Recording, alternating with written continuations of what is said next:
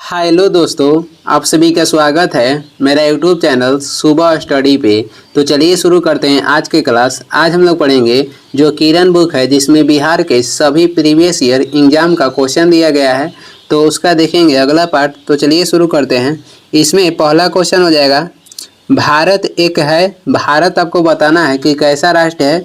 तो भारत एक धर्मनिरपेक्ष राष्ट्र है, ऑप्शन हो जाएगा एक। आगे बढ़ेंगे, अगला क्वेश्चन हो जाएगा, भारतीय लोकसभा में कुल कितने सदस्य होते हैं। तो भारतीय लोकसभा में कुल सदस्य होते हैं 545, ऑप्शन हो जाएगा 3। कितना हो सकते हैं, तो 552 हो सकते हैं। आगे बढ़ेंगे, अगला हो जाएगा, किस राज्य से सबसे अधिक प्रतिनिधि चुने जाते हैं। किस राज्य से लोकसभा में सबसे अधिक प्रतिनिधि चुने जाते हैं। तो ये चुने जाते हैं उत्तर प्रदेश में, ऑप्शन हो जाएगा 2। कहाँ से, तो उत्तर प्रदेश से। आगे बढ़ेंगे, प्रधानमंत्री बनने की न्यूनतम आयु सीमा कितनी है। तो प्रधानमंत्री बनने की जो न्यूनतम आयु सीमा हो जाएगी 25 वर्ष, ऑप्शन हो जाएगा 2। अगला है, स्वतंत्र भारत के प्रथम गृह मंत्री थे। तो स्वतंत्र भारत के प्रथम गृह मंत्री या स्वतंत्र भारत के प्रथम उप प्रधानमंत्री थे पंडित कौन थे। तो सरदार वल्लभ भाई पटेल। सरदार वल्लभ भाई पटेल थे, ऑप्शन हो जाएगा 2। आगे बढ़ेंगे, केंद्र सरकार के व्यय को नियंत्रित करने की शक्ति किसके पास है।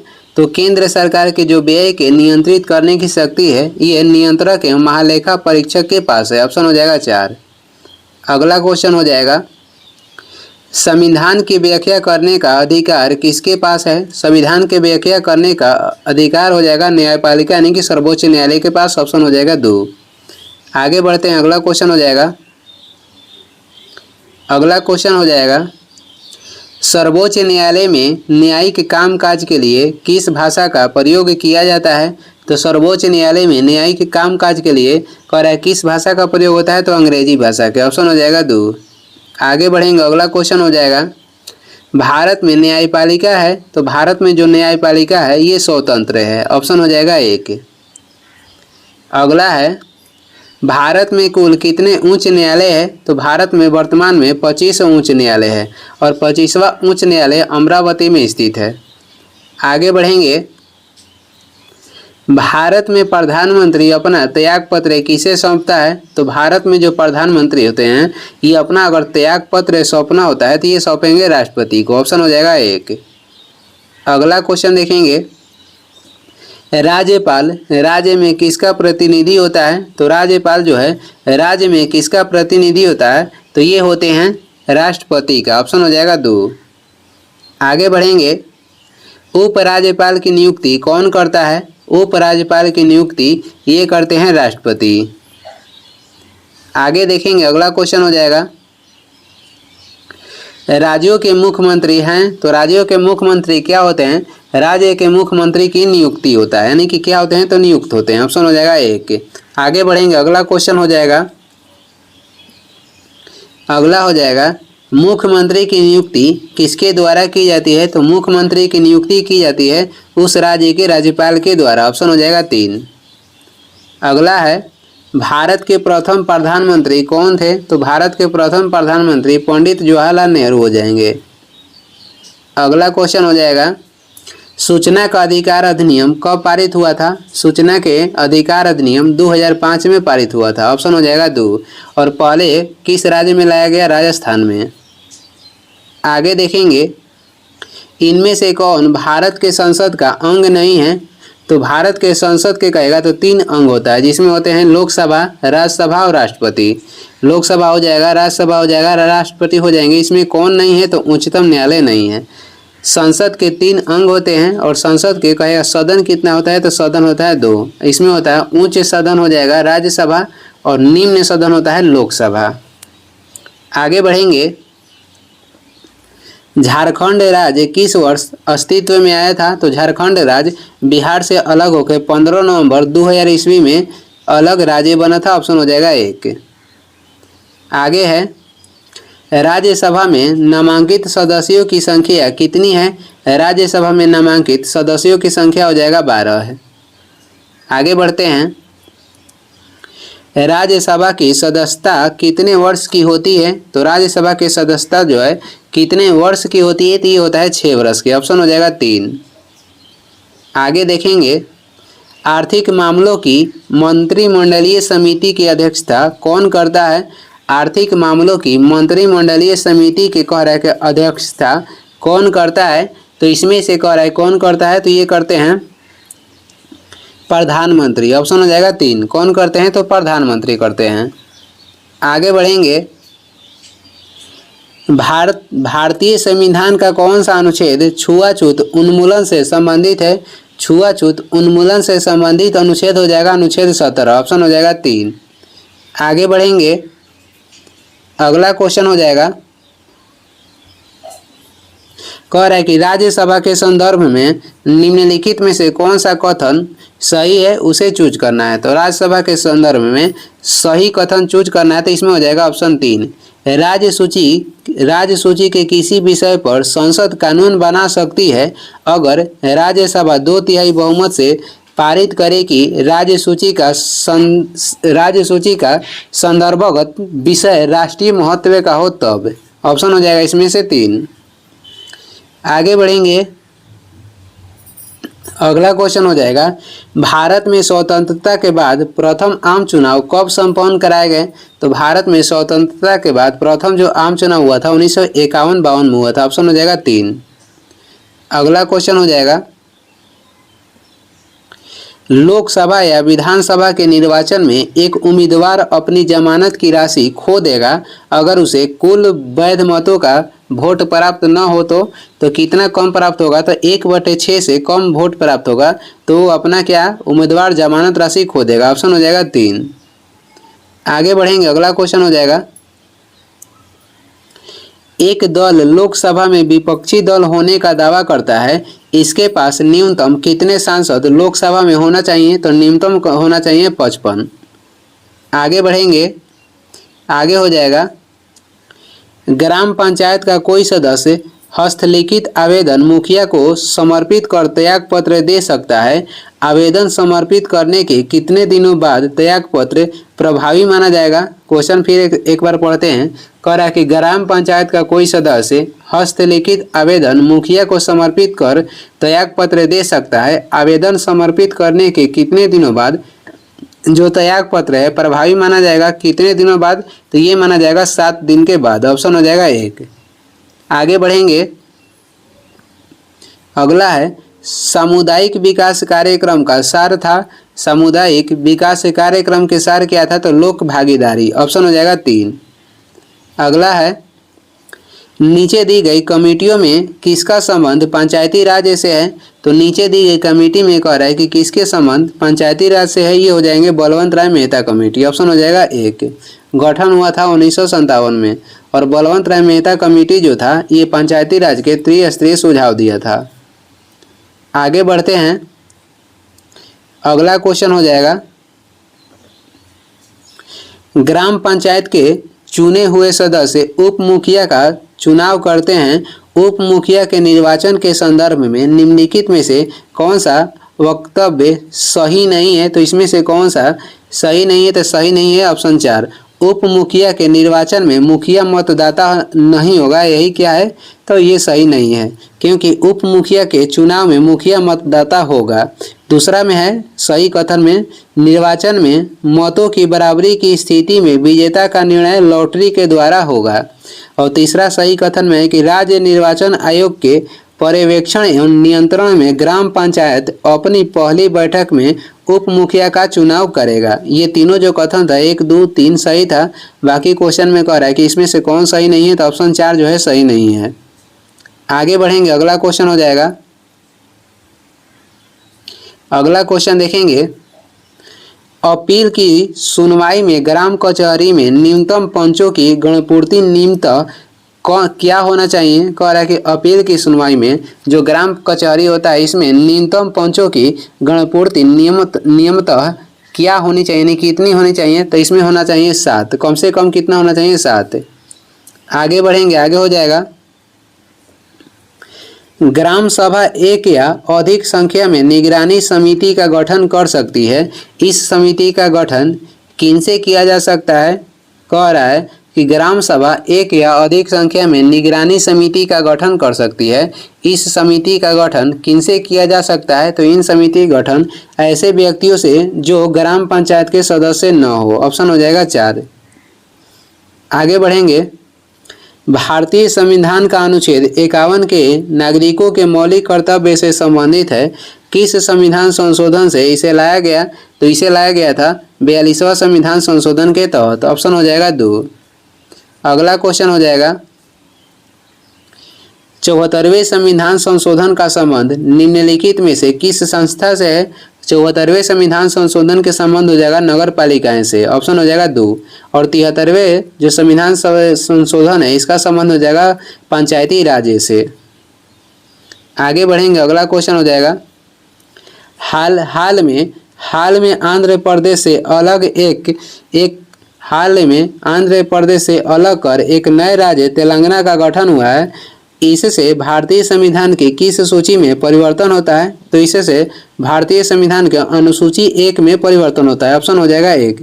आंध्र प्रदेश से अलग होकर तेलंगाना राज्य कब बना था? तो ये बना था 2 जून 2014 को ये राज्य बना था।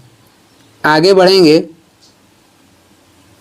भारतीय संविधान का कौन सा प्रावधान दल बदल निरोध से संबंध रखता है? तो दल बदल निरोध से संबंध रखने वाला भारतीय संविधान का कौन सा प्रावधान है? तो 10वीं अनुसूची के संबंध दल बदल विरोधी प्रावधान से है। आगे बढ़ेंगे। अगला क्वेश्चन हो जाएगा भारतीय संविधान की धारा 198 में धन विधेयक पारित करने की विधि प्रावधानित है। यदि विधान परिषद धन विधेयक को रोक लेता है तथा इसे वापस करने से मना कर देता है तो कितने दिनों बाद इस विधेयक को दोनों सदनों में पारित माना जाएगा? तो दोनों सदनों में कह रहा है कितने दिनों बाद पारित माना जाएगा? तो 14 दिन बाद। ऑप्शन हो जाएगा 2। आगे है निम्नलिखित में से किस राज्य में विधानमंडल का ऊपरी सदन या विधान परिषद नहीं है? तो जो विधानमंडल का ऊपरी सदन है उसे विधान परिषद ही कहते हैं। तो कह रहा है कौन से राज्य में नहीं है? तो ये पश्चिम बंगाल में नहीं है। ऑप्शन हो जाएगा 3। बाकी महाराष्ट्र में है, उत्तर प्रदेश में है, बिहार में है। किस में नहीं है? तो पश्चिम बंगाल में नहीं है। आगे बढ़ेंगे। अगला हो जाएगा सामान्यतः विधानमंडल के ऊपरी सदन के सदस्यों की कुल संख्या निचले सदन की कुल संख्या की कितनी होनी चाहिए? तो निचले सदन की कुल संख्या के होनी चाहिए 1/3। ऑप्शन हो जाएगा 2। आगे बढ़ेंगे। निम्नलिखित में से कौन सी राज्य पार्टी है? तो इसमें से कह रहा ये पहले क्वेश्चन है कि कौन सा राज्य पार्टी है। तो इसमें वर्तमान में सभी राष्ट्रीय पार्टी हो गया है।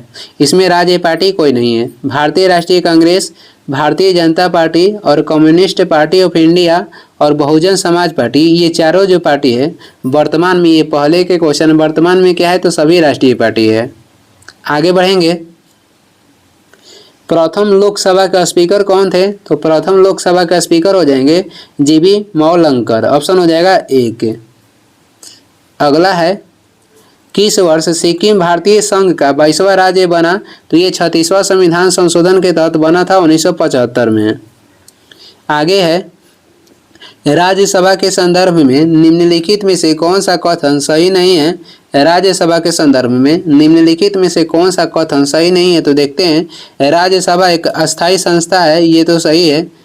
इसमें बताना था कि कौन सही नहीं है, देखेंगे। इसमें दूसरा हो जाएगा इसके 1/3 सदस्य प्रत्येक 2 वर्ष में रिटायर होते हैं, ये भी सही है। तीसरा है राज्यसभा के गठन 1958 में हुआ था, यही जो कथन है गलत है, क्योंकि राज्यसभा के जो गठन हुआ था 1952 में हुआ था। चौथा देख लेते हैं राज्यसभा के 12 सदस्य राष्ट्रपति के द्वारा मनोनीत होते हैं, ये भी सही है। तो इसमें से गलत छांटना था, तो कथन जो 3 है ये गलत है। आगे बढ़ेंगे। भारत के सर्वोच्च न्यायालय के संदर्भ में कौन सा कथन सही है? भारत के सर्वोच्च न्यायालय के संबंध में कह रहा है कौन सा कथन सही है? तो देखते हैं। इसमें हो जाएगा ऑप्शन जो 4 है इसमें सही हो जाएगा। इसका मूल कह रहा है कि इसका मूल अपीलीय और परामर्श संबंधी क्षेत्राधिकार है। सर्वोच्च न्यायालय क्या है? तो मूल अपीलीय और परामर्श संबंधी क्षेत्राधिकार है। ऑप्शन हो जाएगा 4। आगे बढ़ेंगे।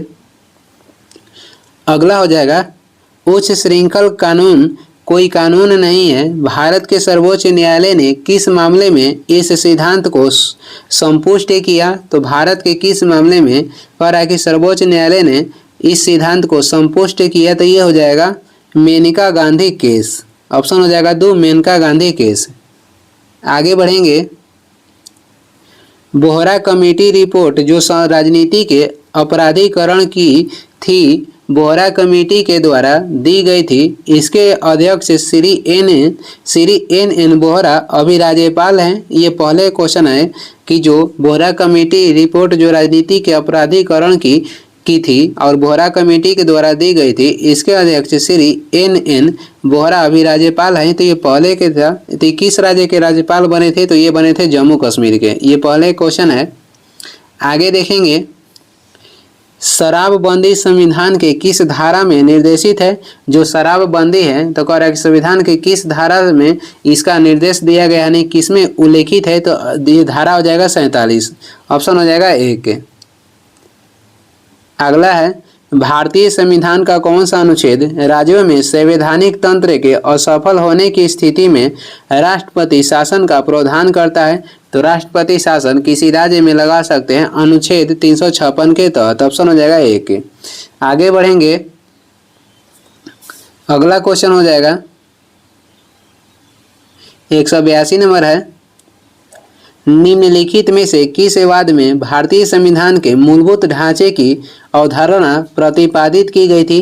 तो कह रहा है कि किस वाद में कह रहा है संविधान के मूलभूत ढांचे की अवधारणा प्रतिपादित की गई थी? तो ये की गई थी उपयुक्त में से कोई में नहीं।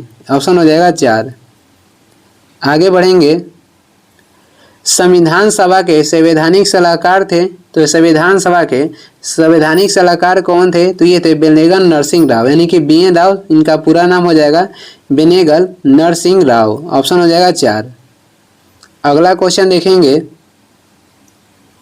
निम्नलिखित में से कौन सी एक समिति ने नागरिकों के मूल कर्तव्य को 1976 में सम्मिलित करने की अनुशंसा की थी? तो ये समिति हो जाएगा स्वर्ण समिति। ऑप्शन हो जाएगा 2। आगे बढ़ते हैं, अगला क्वेश्चन है, सर्वोच्च न्यायालय का न्यायाधीश अपना पद त्याग कर सकता है, वह पत्र लिखकर किसको? तो सर्वोच्च न्यायालय के जो न्यायाधीश हैं अपना पद त्याग कर सकता है राष्ट्रपति को पत्र लिख के। ऑप्शन हो जाएगा 2। आगे बढ़ेंगे, निर्वाचन आयुक्त को पद से हटाया जा सकता है। निर्वाचन आयुक्त को पद से हटाया जा सकता है तो इन पे क्या करके? तो महाभियोग लगाकर निर्वाचन आयुक्त को पद से हटाया जा सकता है। तो इसमें हो जाएगा ऑप्शन 4, इनमें से कोई नहीं। आगे बढ़ेंगे, यदि राष्ट्रपति एवं उपराष्ट्रपति अक्षम अथवा उनकी मृत्यु कार्यालय में हो जाती है तो कार्यकारी राष्ट्रपति कौन होंगे? भारत के राष्ट्रपति एवं उपराष्ट्रपति दोनों व्यक्ति को अनुपस्थिति में कौन भारत के राष्ट्रपति के रूप में कार्य करेंगे? तो सर्वोच्च न्यायालय के मुख्य न्यायाधीश। सर्वोच्च न्यायालय के मुख्य न्यायाधीश कार्य करेंगे। ऑप्शन हो जाएगा 2। आगे बढ़ते हैं, अगला क्वेश्चन हो जाएगा, भारत के दोनों लोकसभा और राज्यसभा में कोरम के लिए कुल सदस्यों का कौन सा अंश आवश्यक है? कह रहा है कि भारत के दोनों यानी कि दोनों सदन लोकसभा और राज्यसभा में कोरम के लिए कुल सदस्यों का कौन सा अंश आवश्यक है? तो 1/10। ऑप्शन हो जाएगा 2। कोरम के लिए 1/10 सदस्यों की आवश्यकता होती है। भारतीय झंडे में चक्र का रंग कैसा है? तो यह है नीला। ऑप्शन हो जाएगा 1। आगे बढ़ेंगे, भारतीय संविधान का कौन सा भाग राज्य के लिए नीति निर्देशित करने वाले तत्वों का उल्लेख करता है? तो राज्य के नीति निर्देशक तत्वों का उल्लेख भाग 4 में किया गया है। और ये कहाँ से लिया गया है? किस देश के संविधान से? तो आयरलैंड के संविधान से। आगे बढ़ेंगे, आगे हो जाएगा, भारतीय संविधान की कौन सी अनुसूची भाषाओं का उल्लेख करती है? यह अनुसूची हो जाएगी 8वीं अनुसूची। डॉक्टर राजेंद्र प्रसाद कितने वर्ष तक भारत के राष्ट्रपति रहे? तो डॉक्टर राजेंद्र प्रसाद कह रहा है कितने वर्ष तक भारत के राष्ट्रपति रहे? 12 वर्ष तक। आगे बढ़ते हैं, अगला क्वेश्चन हो जाएगा, भारतीय संविधान में राष्ट्रपति चुनाव की पद्धति का स्रोत इस देश के संविधान से लिया गया है। भारतीय संविधान में जो राष्ट्रपति के चुनाव होता है, इस पद्धति का जो स्रोत है किस देश के संविधान से लिया गया है? तो ये लिया गया है आयरलैंड के संविधान से। ऑप्शन हो जाएगा 3। राष्ट्रपति लोकसभा के कितने सदस्यों को मनोनीत करते हैं? तो लोकसभा में करते हैं 2 और राज्यसभा में करते हैं 12। आगे बढ़ेंगे, अगला क्वेश्चन हो जाएगा, पंचायत समिति का अधिशासी अधिकारी और इसके शासन का प्रमुख कौन होता है? तो इसके शासन के प्रमुख होते हैं प्रखंड विकास पदाधिकारी, प्रखंड विकास अधिकारी होते हैं। ऑप्शन हो जाएगा 2।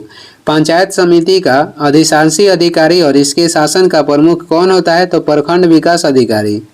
आगे बढ़ेंगे, अगला क्वेश्चन हो जाएगा, पंचायत चुनाव नियमित रूप में कितने वर्षों में होते हैं? तो पंचायत जो चुनाव है ये नियमित रूप से कितने वर्ष में होते हैं? तो प्रत्येक 5 वर्षों में होते हैं। ऑप्शन हो जाएगा 1। आगे बढ़ेंगे,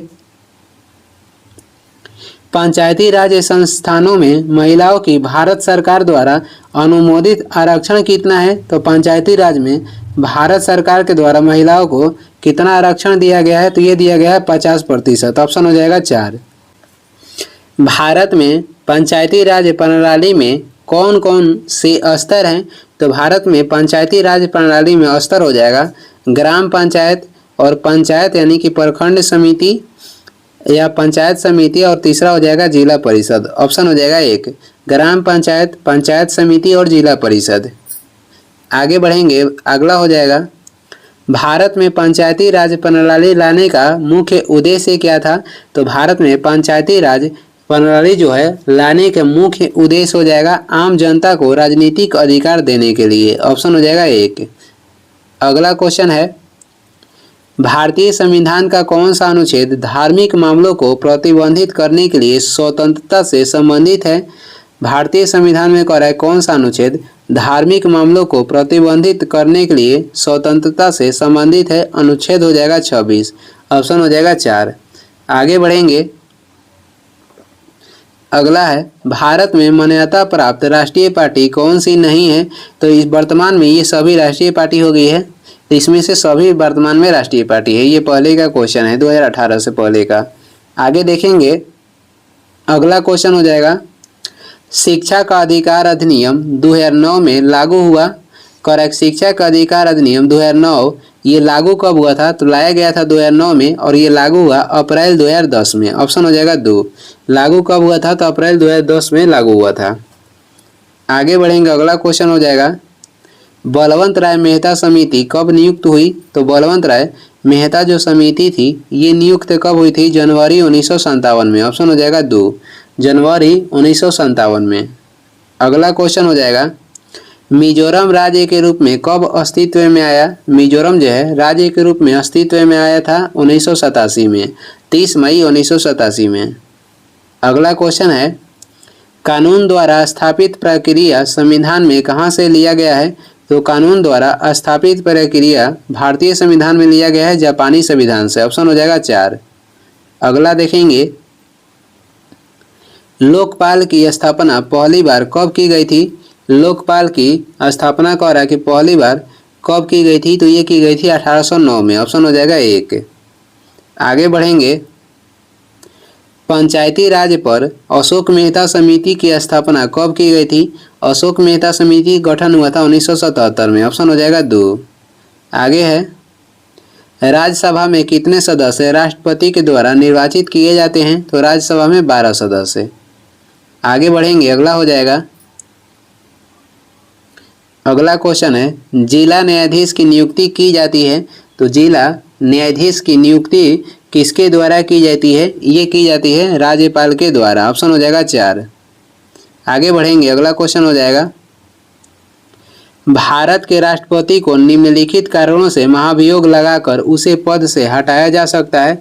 तो कौन से कारण से अव्यवहार के मामलों में इन पर महाभियोग लगाकर इन्हें हटा सकते हैं? ऑप्शन हो जाएगा 3। और ये महाभियोग 61 के अनुच्छेद 61 के तहत लगाया जा सकता है संसद के कोई भी सदन के द्वारा, जैसे कि लोकसभा या राज्यसभा, किसी भी सदन के द्वारा। आगे देखेंगे, भारतीय कम्युनिस्ट पार्टी की स्थापना किसने की थी? तो भारतीय कम्युनिस्ट पार्टी के गठन किए थे एम.एन. राय ने। ऑप्शन हो जाएगा 2। अगला है, राष्ट्रीय एकता परिषद के गठन कब किया गया? राष्ट्रीय एकता परिषद के गठन हुआ था 1961 में। भारत में शून्यकाल कब शुरू की गई थी? तो भारत में शून्यकाल शुरू की गई थी 1962 में। आगे बढ़ेंगे। लोकतंत्र एवं विकास के लिए पंचायती राज संस्थाओं के पुनर्जीवन पर एल.एम. सिंघवी समिति को कब नियुक्त किया गया था? एल.एम. सिंघवी समिति की नियुक्ति कह रहा है कि कब हुआ था, तो ये हुआ था 1986 में। ऑप्शन हो जाएगा 2। आगे देखेंगे। भारतीय संविधान के किस अनुच्छेद में चुनाव आयोग का प्रावधान है? तो भारतीय संविधान के किस अनुच्छेद में चुनाव आयोग का प्रावधान है? अनुच्छेद 324 में। ऑप्शन हो जाएगा 1। आगे बढ़ते हैं। अगला क्वेश्चन हो जाएगा, किस संवैधानिक संशोधन के द्वारा वर्ष कह रहा है कि किस संविधान संशोधन के द्वारा वर्ष 2026 तक लोकसभा के सीटों के पुनर्निर्धारण पर प्रतिबंध लगा दिया गया था? तो ये हो जाएगा 84वां संविधान संशोधन के तहत। ऑप्शन हो जाएगा 4। आगे देखेंगे। भारतीय संविधान के किस अनुच्छेद में राज्य निर्वाचन आयोग का प्रावधान है? तो राज्य के निर्वाचन आयोग के प्रावधान अनुच्छेद 243 के के में है। अनुच्छेद 243 के के में है। ऑप्शन हो जाएगा 3। आगे बढ़ेंगे। किस राज्य में सर्वप्रथम पंचायती राज की शुरुआत की गई थी? तो ये हुआ था राजस्थान में। ऑप्शन हो जाएगा 3। राजस्थान के नागौर जिला से। कब हुआ था? तो 2 अक्टूबर 1959 में हुआ था। आगे देखेंगे। अगला है, राष्ट्रीय मानव अधिकार आयोग की स्थापना कब हुई थी? राष्ट्रीय मानव अधिकार आयोग की स्थापना हुआ था कब? तो ये हुआ था 1993 में। ऑप्शन हो जाएगा 3। कब हुआ था? 1993 में। और राष्ट्रीय महिला आयोग के गठन कब हुआ था? 1992 में। आगे देखेंगे। भारतीय संविधान के 11वीं अनुसूची के अंतर्गत पंचायत के 29 कार्यों का संबंध किस अनुच्छेद से है? तो पंचायत के 29 कार्यों का संबंध हो जाएगा अनुच्छेद 243 के जी से। अनुच्छेद 243 के जी से हो जाएगा।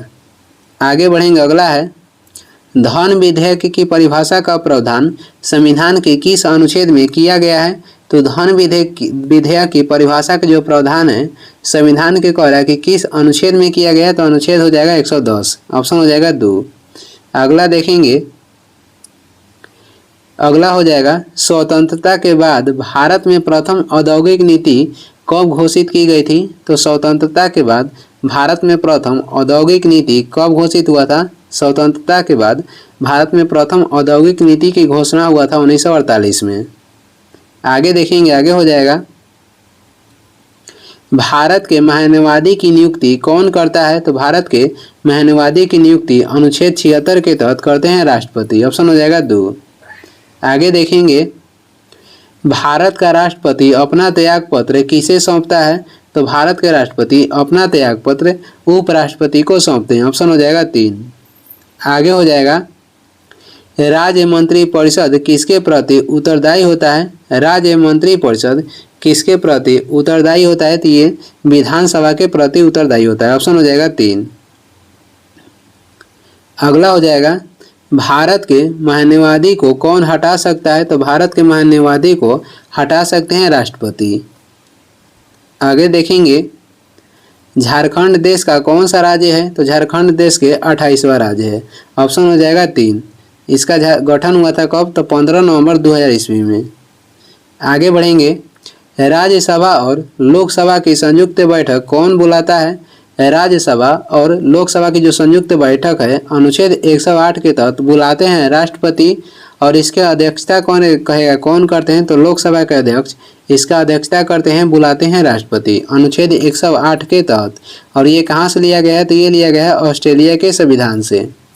और ये इस वीडियो के लास्ट क्वेश्चन है। तो वीडियो को लास्ट तक देखने के लिए धन्यवाद। वीडियो पसंद आ रहा है तो लाइक कर दें, चैनल पर नए हैं तो सब्सक्राइब भी कर दें। कुछ सुझाव एवं सलाह देना है तो कमेंट करके ज़रूर बताएं। और इसका PDF चाहिए तो डिस्क्रिप्शन में टेलीग्राम के लिंक है, वहां से डाउनलोड कर लीजिए, या टेलीग्राम पे सर्च भी कर सकते हैं शुभ स्टडी। Thank you.